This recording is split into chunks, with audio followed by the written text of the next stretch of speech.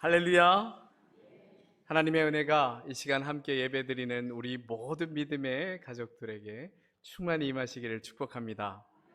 특별히 오늘은 어버이 주일입니다. 그래서 이 자리에 함께 하시는 이 시대의 모든 아버님들 그리고 어머님들에게 특별히 하나님의 은총이 더욱 충만히 임하시기를 축복합니다. 사랑하는 성도 여러분, 우리가 이 땅에 육신을 입고 존재하는 것은 우리에게 부모님이 있기 때문입니다. 이 땅에는 하늘에서 뚝 떨어진 사람은 없습니다. 그래서 우리가 이 땅에 존재하고 있다는 이 사실 하나만으로도 우리는 부모님에게 감사드려야 합니다. 그리고 가능한 부모님께서 살아 계실 때 그 감사한 마음을 잘 표현하시길 바랍니다. 돌아가신 후 세상에서 아무리 정성스럽게 제사상을 차린다 하여도 부모님들은 결코 그 상을 받으시지를 못합니다. 살아 계실 때 따뜻한 식사 한 번이라도 더 하시는 것이 진정한 효도일 것입니다. 이 땅에 오신 하나님의 아들 예수 그리스도께서는 성령으로 잉태되어 동정녀 마리아의 몸을 빌어서 태어나셨지만 어머니 마리아를 향한 그 사랑과 효를 몸소 실천하셨습니다. 인류를 구원하시고자 매달리셨던 그 참혹한 십자가에서 하신 7마디 말씀 가운데서도 어머니 마리아를 제자 요한에게 부탁하시며 끝까지 효를 행하셨습니다. 하나님께서는 하나님의 백성으로서 지켜야 할 중요한 10가지 계명인 10계명을 주셨을 때 5번째 계명으로 내 부모를 공경하라 하는 말씀을 내리셨습니다. 순서상 5번째 계명이긴 하지만 하나님과의 직접적인 관계에 대한 앞의 4가지 계명을 제외한다면 인간 관계에서 지켜야 할 계명으로서는 부모를 공경하라는 계명이 가장 첫 번째 계명입니다. 그만큼 중요한 말씀입니다. 그리고 이 계명은 다른 계명과 다르게 하나님의 말씀대로 잘 지켰을 때 하나님께서 복 주신다 약속하신 계명이기도 합니다. 내 부모를 공경하라. 그리하면 내 하나님 여호와가 내게 준 땅에서 내 생명이 길리라. 아멘.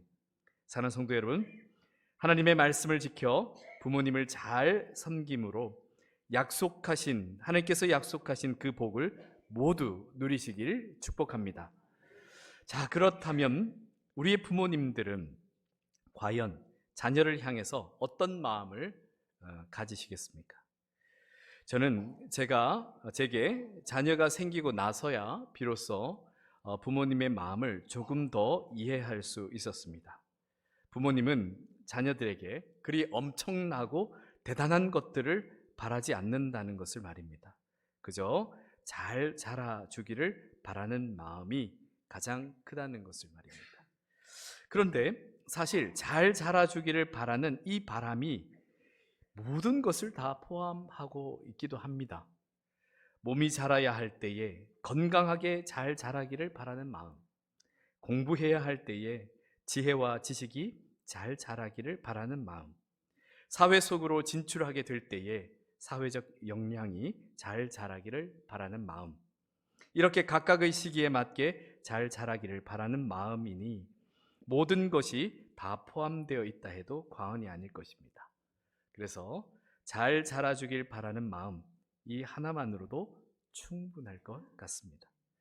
그런데 우리가 세상에서 바랄 수 있는 성장, 자라는 것, 이러한 것은 어느 정도의 일정 시기와 상황이 변해가면서는 더 이상 바라지 않게 됩니다.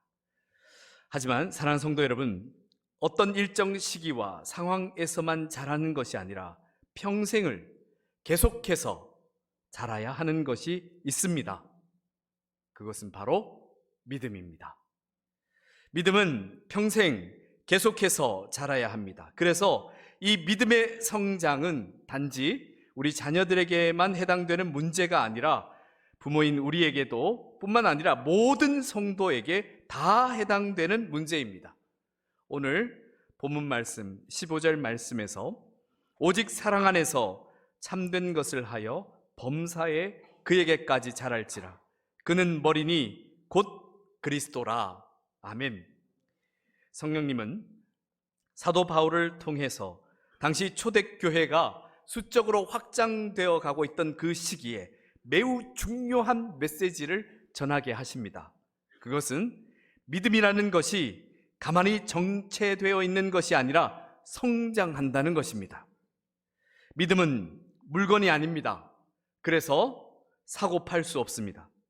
어제의 믿음을 어디 잘 보관해 두었다고 해서 그대로 있는 것이 아닙니다. 믿음은 하나님과의 관계 속에서 예수 그리스도를 통해 성령님의 역사하심으로 이루어지는 것입니다. 믿음은 상당한 역동성을 가지고 있습니다. 그래서 믿음은 무한대로 커질 수도 있습니다. 우리는 기독교 역사에서 순교자들이 그 혹독한 상황에서 어떻게 그 믿음을 지키며 담대하게 순교의 상황을 맞이할 수 있었을까? 정말 놀랍고 믿기지 않을 때가 있습니다. 믿음은 우리가 무엇을 상상하든지 그 이상까지 잘할 수 있습니다. 그리고 믿음은 이 세상을 다 품고도 남을 만큼 그 크기가 어마어마하게 자랄 수 있습니다. 왜냐하면 그 믿음의 최대치가 예수 그리스도이기 때문입니다. 예수 그리스도의 그 깊이와 넓이와 높이를 우리는 감히 가늠할 수 없기 때문입니다. 그래서 아무리 우리가 작고 연약할지라도 예수 그리스도를 닮은 믿음을 소유하고 있다면 한 나라, 한 민족을 좋게 살려낼 수도 있습니다. 루비 켄드릭이라는 선교사는 1907년 9월에 미국에서 파송받은 한국 선교사로 온 여성 선교사였습니다. 하지만 이 선교사는 한국에 온 지 9개월이 못 되어서 당시 의료 수준이 열악했던 상황이기에 1908년 6월 19일 맹장염으로 세상을 그만 떠나게 됩니다. 그리고 하나님의 품 가운데 안기게 되었습니다. 당시 그녀의 나이는 25세였습니다. 그녀는 참으로 연약했으며 할 수 있었던 것도 남길 수 있었던 것도 거의 없었습니다. 하지만 그녀의 믿음은 당시 세계에 알려지지 않았던 조선이라는 나라를 복음으로 살리기에 충분히 큰 믿음이었습니다. 루비 켄드릭 선교사가 죽기 전에 그녀의 가족에게 보낸 편지에 이렇게 쓰여 있었습니다. 만일 내가 줄 수 있는 1000개의 생명이 있다면 그 모두를 조선을 위해 바치겠습니다. 그리고 부탁의 메시지를 유언으로 남겼습니다. 자신이 죽거든 자신을 파송했던 선교단체 회원들에게 가서 10명씩 혹은 20명씩 혹은 50명씩 한국으로 나오라고 일러주십시오 라는 이야기를 전했습니다. 그녀의 유언대로 그녀의 생명을 대신해서 수많은 선교사들이 한국 땅을 밟아 귀한 선교 사역에 헌신하게 됩니다. 현재 루비 켄드릭 선교사는 우리나라 외국인 선교 묘지인 양화진 외국인 선교사 묘역에 묻혀 있습니다. 이처럼 작고 연약한 사람일지라도 그의 일생이 비록 짧았을지라도 믿음의 크기는 그러한 조건과 상황과 상관없이 크고 대단할 수 있습니다. 그 믿음이 예수 그리스도에게까지 자라기를 멈추지 않았다면 말입니다. 하지만 예수 그리스도와 심지어 함께 있었으나 그 믿음이 자라기를 멈춰버렸다면 아무리 예수 그리스도와 직접 함께 있었어도 그 믿음은 중요한 순간 그 형체를 찾아보기 힘들 정도로 부끄러운 상황을 맞이하게 될 수도 있습니다. 마치 예수님의 수제자라 자부했던 베드로가 예수님을 3번이나 부인하고 하였을 때, 닭이 울었을 때 예수님에 대한 죄책감과 그 부끄러움에 눈물을 흘렸던 것처럼 말입니다. 사랑하는 성도 여러분, 우리의 믿음은 계속해서 자라야 합니다. 한때 자란 것으로는 안 됩니다. 우리는 오직 사랑 안에서 참된 것을 하여 범사에 어떤 한 장소와 한 분야에서만이 아니라 모든 장소와 모든 일에서 예수 그리스도에게까지 자라야 합니다. 우리는 교회에 다니고 있는 것만으로 신앙생활에 있어서 모든 것이 끝났다고 생각해서는 안 됩니다. 물론 교회에 다니는 것은 신앙생활을 구체화하기 위한 상당히 중요한 일입니다. 하지만 그것만으로 만족해서는 안 됩니다. 우리의 믿음은 계속해서 성장해야 합니다. 때로 처음 믿을 때의 그 감격이 너무 커서 신앙 초기에 믿음이 확 성장하는 경우가 있습니다. 그렇게 계속 꾸준하게 성장하게 된다면 뭐 더할 나위 없이 좋겠습니다만, 간혹 신앙 초기에 성장했던 그 성장에 머물러 버리는, 그러니 과거에만 머물러서 거기에만 집착하고 머물러 버리는 경우가 있습니다. 그렇게 성장이 멈춰버리는 경우가 있습니다. 사춘기 조숙증이라는 증상이 있습니다. 이를 성조숙증이라고도 합니다. 신체적 사춘기가 빨리 오는 것인데요, 호르몬으로 인해서 2차 성징이 빨리 나타나면서 키가 일시적으로 훌쩍 커지기도 합니다. 하지만 조금 시간이 지나면 호르몬 분비에 의해서 성장판이 일찍 닫히면서 신체적 성장이 멈추게 됩니다. 이처럼 신앙에 있어서도 신앙 조숙증 현상이 있습니다. 신앙 초기의 믿음이 지금까지의 믿음 전부인 상태로 믿음의 그 성장이 멈춰버린 경우입니다. 믿음은 앞에서 말씀드린 것처럼 물건이 아닙니다. 신앙 초기의 믿음이 이 세상 속에서 그대로 있을 수 없습니다. 믿음은 삼위일체 하나님과의 관계 속에서 생명력을 가지고 있기 때문에 마치 식물에 끊임없이 물을 주면서 보살피지 않으면 그 식물이 시들거나 죽어버리는 것처럼 우리의 믿음 역시 정성을 다하여 계속해서 성장하지 않으면 그대로 있는 것이 아니라 시들고 병들어 심지어 영적인 코마 상태, 즉 의식불명 상태가 되고 맙니다. 이 세상의 모든 성장은 일정 시간과 기간이 지나면 더 이상 성장할 필요가 없거나 성장을 포기하고 멈추게 됩니다. 하지만 믿음은 그렇지 않습니다. 믿음은 계속해서 자랄 수 있으며 그리고 반드시 계속해서 자라야만 합니다. 우리 주 예수 그리스도에게까지 말입니다. 사랑하는 성도 여러분, 우리는 우리의 오늘을 매일 성장하는 오늘의 믿음으로 살아야 합니다. 어제의 믿음으로 오늘을 사는 사람은 이미 그 믿음의 성장이 멈춰 있을 수 있습니다.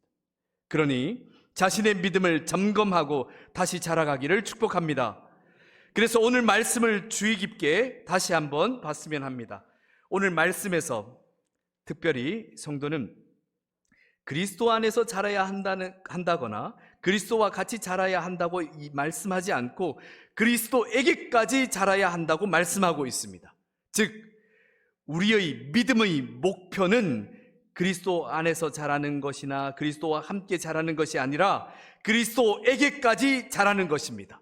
물론 우리가 그리스도에게까지 자라는 동안 우리는 그리스도 안에서 자라게 될 것이고 그리스도와 함께 자라게 될 것입니다. 그러나 이것으로 만족하고 거기에 머물러서는 안 되고 반드시 그리스도에게까지 자라기를 바라면서 계속해서 그 믿음의 여정을 걸어가야 합니다. 우리의 성장의 목표는 예수 그리스도입니다. 이 성장은 나이와 직분과 신앙생활의 시간과는 크게 상관이 없습니다. 지금 시점에서 성장하고 있느냐 아니면 그 성장을 멈추었느냐 하는 것이 문제이기 때문입니다. 자, 그렇다면 사랑하는 성도 여러분, 신앙적으로 성장한다는 것은 과연 어떤 것이겠습니까? 어떻게 하면 신앙적으로 더욱 성장할 수 있겠습니까? 그 중요한 이야기를 오늘 본문 말씀을 통해서 우리에게 들려주시고 계십니다.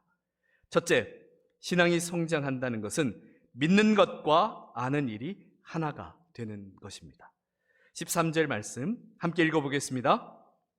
우리가 다 하나님의 아들을 믿는 것과 아는 일에 하나가 되어 온전한 사람을 이루어 그리스도의 장성한 분량이 충만한 데까지 이르리니. 아멘. 우선 믿는 것과 아는 것이 하나가 되는 것입니다. 예수 그리스도께서 하나님의 아들이시며 우리를 구원하시는 메시아이심을 믿는 믿음과 아는 것이 얼마나 일치하고 하나가 되어 가는가 하는 것이 그 성숙의 정도입니다. 여기에서 아는 것은 단순한 지식을 아는 정도를 뜻하는 것이 아닙니다. 인생에 있어서, 여러분 각자의 인생에 있어서 그 본질적인 질문과 물음에 대한 그 삶의 지식을 말합니다. 즉 예수 그리스도를 믿는 믿음이 자신이 인생에서 추구하고자 하는 그 본질적인 것과 진정 하나가 되어가는 것이 성숙이며 그리스도에게까지 자라나는 것입니다. 그래서 신앙과 삶의 분리가 점차 사라져버리고 믿음이 곧 삶이 되는 신앙입니다. 이러한 성장은 어떤 상황에서도 이겨낼 수 있습니다. 왜요? 현실은 불가능한 상황이겠지만 삶의 지향점과 믿음이 하나여서 하나님께서 이루실 놀라운 역사를 오히려 기대할 수 있기 때문입니다. 모세는 이스라엘 백성들을 이끌고 출애굽하였으나 곧 그들 앞을 가로막고 있는 홍해 앞에 이르게 됩니다. 그러나 그는 하나님의 말씀을 믿고 순종하였을 때 그들을 막고 있던 홍해가 갈라져 길이 열렸습니다. 모세의 삶 전체가 하나님으로 그때 가득 차 있었습니다. 그래서 그 믿음의 능력은 이스라엘 민족을 가로막고 있던 홍해를 가를 정도였습니다. 그렇습니다.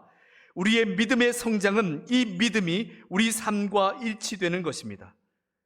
예수 그리스도께서 지금 우리와 나와 함께 하십니다 하는 이 고백이 단순한 종교적 신념이 아니라 이것이 우리의 일상이 되고 우리의 삶이 되어야 합니다.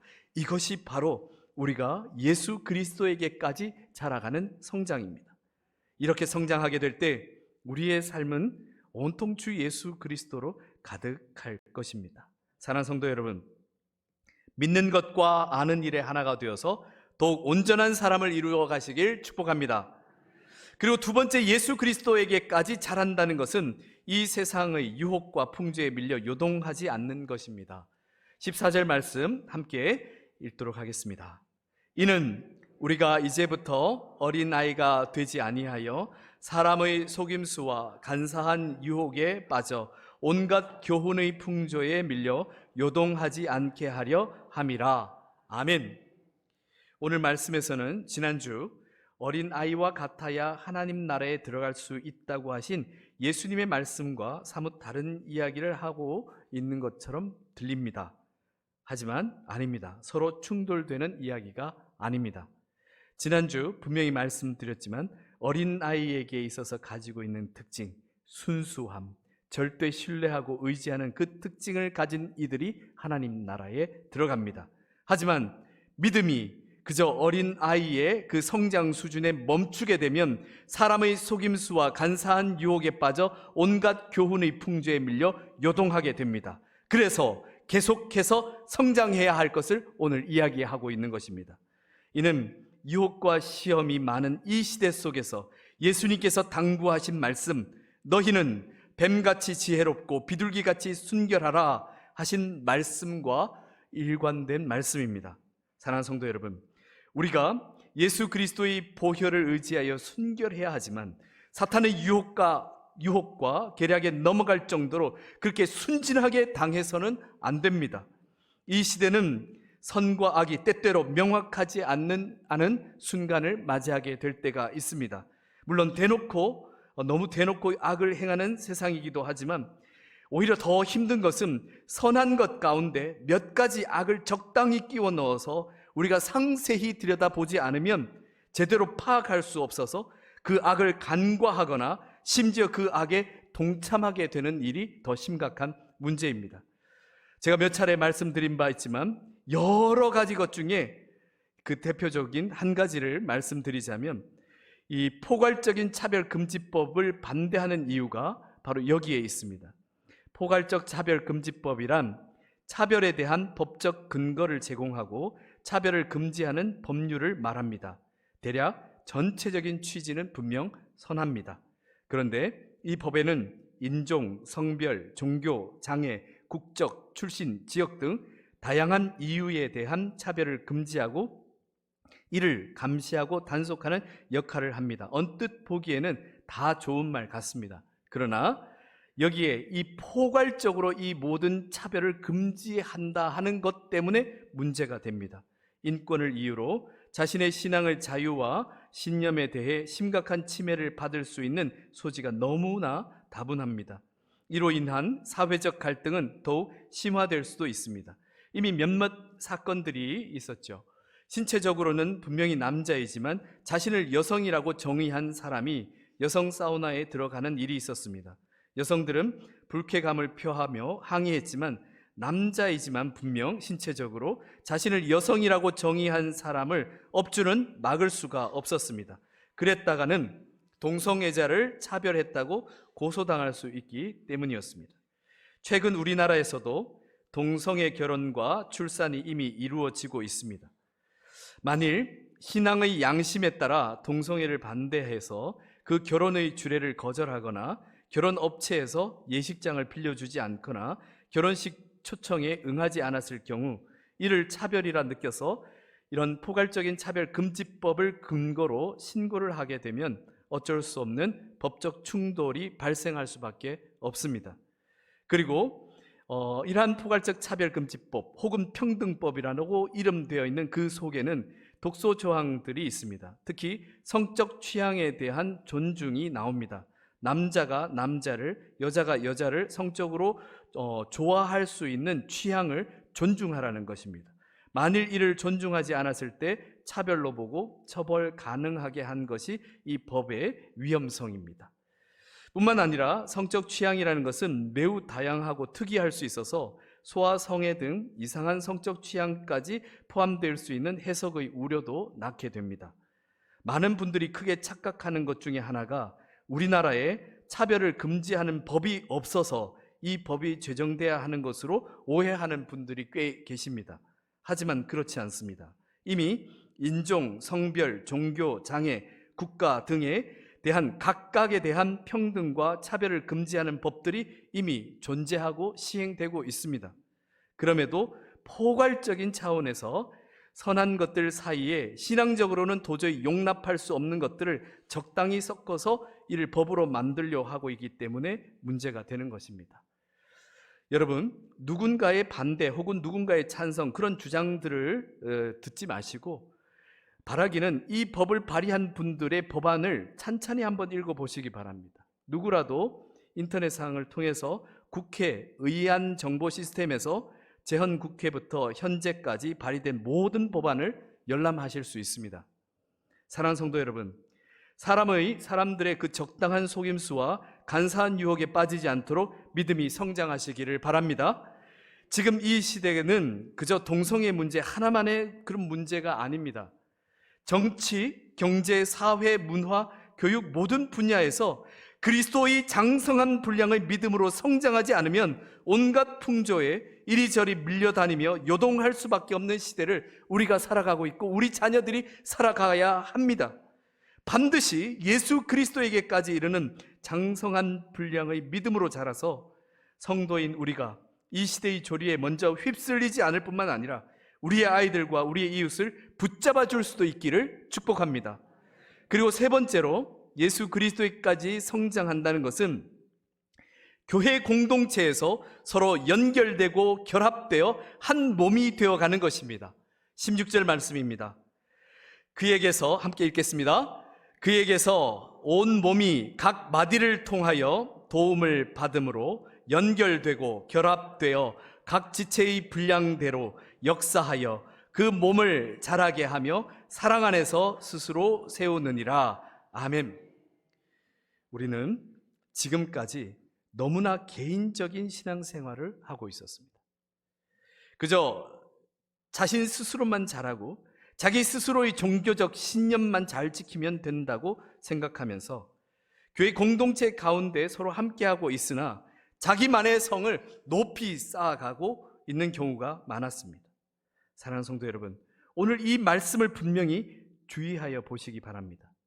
개인이 혼자서 잘하는 것으로는 믿음이 성장하는데 한계가 있습니다. 예수 그리스도에게까지 자라기 위해서는 반드시 교회 공동체와 함께 연결되고 결합되어 각자가 가진 달란트로 잘 조화를 이루며 하나 되어 가야 합니다. 이것이 한 차원 높은 성숙을 이루는 길입니다. 코로나 이후 특히 많아진 신앙 형태 하나가 있습니다. 온라인이나 혹은 현장에서 예배는 드리되 교회 공동체에는 속하지 않는 신앙 형태가 자리하게 되었습니다. 물론 요즘 세상살이도 참 복잡한데 신앙생활까지 어디에 속해서 복잡해지고 싶지 않다는 마음까지는 충분히 이해가 됩니다. 하지만 이 자리에나 혹은 온라인을 통해서 혹시 그러한 마음을 가진 분들이 계시다면 이젠 교회에 등록하시기를 권합니다.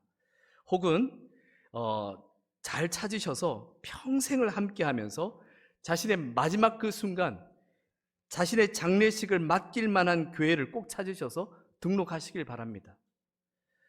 우리 성도는 낮과 밝은 빛에 속한 사람들입니다. 어두움이나 그림자가 아닙니다. 교회는 예수 그리스도께서 머리 되신 공동체입니다. 이 교회의 교인이 된다는 것은 예수 그리스도와 한 몸이 되어 간다는 것입니다. 이것은 믿음의 성장에 있어서 아주 필수적인 것입니다.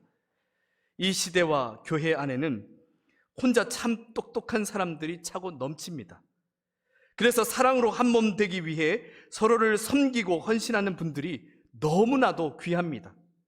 그러기 위해서는 당연히 자신의 자기 희생이 뒤따를 수밖에 없습니다. 모두가 잘났다고 하는 사람들 속에서 서로를 하나 되게 하려면 누군가는 스스로 자신을 낮추어 다른 이들을 높여주어야 하기 때문입니다.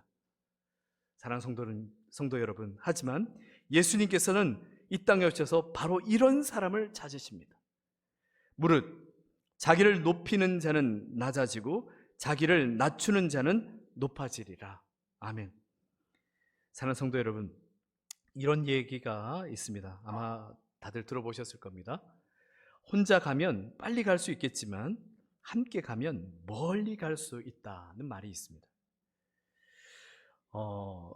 가끔 계절이 바뀔 때 기러기 떼가 이렇게 날아가는 것들을 우리는 보게 됩니다. 먹이와 따뜻한 땅을 찾아서 무려 4만 킬로미터까지도 날아간다고 합니다. 혼자만 살기 위해 날아가는 것이 아니라 함께 살기 위해서 날아갑니다. 그리고 그 가는 길에 함께여서 서로 돕고 자신의 역할을 감당하면서 감당하기 때문에 그 먼 길을 비행할 수 있다고 합니다. 기러기들의 이 비행에 대한 글을 본 적이 있는데요. 그 내용에 이런 이야기를 하고 있습니다. 기러기의 편대 비행에서 맨 앞에서 날아가는 새가 가장 중요하다고 합니다. 기러기들은 그 맨 앞에 선 기러기가 이렇게, 우리는 기럭기럭 우는데 그 책에는 이제 홍콩크라고 이렇게 운다고 합니다. 서로 의사소통을 하면서 비행을 하게 되는데요. 앞에서 이렇게 홍크하고 울으면 뒤에 있는 기러기들이 똑같이 이렇게 울어대는 소리를 여러분들 들어보셨을 겁니다. 그 소리가 뭐냐 하면 앞에 가는 사람이 으쌰 하면 뒤에서 영차 하는 소리랍니다. 그래서 힘을 내고 서로 격려해 주면서 그렇게 날아가는데요. 혹 앞에 가던 기러기가 지치면 뒤에 있던 기러기가 다시 앞에 선두를 잡으면서 길을 열어간답니다. 그렇게 앞서거니 뒤서거니 하면서 서로를 도와가면서 그 먼 비행을 함께 한다고 합니다. 기러기들은 따로따로 날고 있는 것 같지만 마치 한 몸처럼 비행하는 것입니다. 이것이 교회 공동체의 지체로서 함께하며 성장해 가야 하는 이유입니다. 이처럼 성도의 성숙은 각자를 서로를 존중하며 연결되고 결합하여 주 예수 그리스도의 사랑 안에서 하나 되어 가는 것입니다. 이렇게 하나가 될 때 교회는 더욱 힘있고 건강해집니다. 그렇게 힘있고 건강해진 그것으로 더욱더 많은 생명구원의 사명을 잘 감당하게 될 줄 믿습니다. 주님께서 사랑하신 성도 여러분, 우리는 반드시 예수 그리스도에게까지 자라야 합니다. 그 과정에서 우리가 걸어가야 할 그 믿음의 여정을 또 함께 걸어가는 것입니다. 예수 그리스도에게 자라야 한다 해서 이것을 부담으로 가지지 않았으면 좋겠습니다. 오히려 우리가 기대하고 꿈꾸었으면 합니다. 오늘보다 내일 더 성장할 수 있다, 자라갈 수 있다, 잘할 수 있다 하는 그러한 기대로 살아갔으면 합니다. 우리의 믿음은 매일매일 성장할 수 있습니다. 예수 그리스도에게까지 자라기를 바랄 때 우리는 어쩌면 무한대로 성장할 수 있습니다. 우리 주 예수 그리스도께서 이 온 우주보다 광대하시기 때문입니다. 우리 모두의 믿음이 예수 그리스도에게까지 자라서 세상에 두려울 것이 없는 참된 자유와 평안과 행복을 누리시기를 축복합니다. 함께 기도드리겠습니다. 우리의 참 부모이신 아버지 하나님, 우리에게 바라시는 것은 잘 자라가는 것입니다. 멈추지 않고 성장하는 것입니다. 바로 예수 그리스도에게까지 말입니다. 이를 위하여 보혜사 성령님까지 우리에게 보내주셨습니다. 우리가 그 뜻을 가지고 그 간절한 마음으로 도움을 받으며 자라가기를 원할 때 우리는 반드시 오늘보다 내일 더 성장할 것이고 더 성장해 나가며 하나님의 그 뜻하신 바 생명구원의 사명을 이루어갈 줄 믿습니다. 이렇게 함께하는 믿음의 형제자매들이 모인 교회 공동체가 될 때 생명구원의 귀한 하나님 역사를 이루어가게 될 줄 믿습니다. 이러한 놀라운 은혜 가운데 살아가며 하나님의 그 뜻하신 바 역사를 우리의 인생과 가정과 공동체 가운데 이루게 하옵소서. 우리 주 예수 그리스도 이름으로 기도드립니다. 아멘.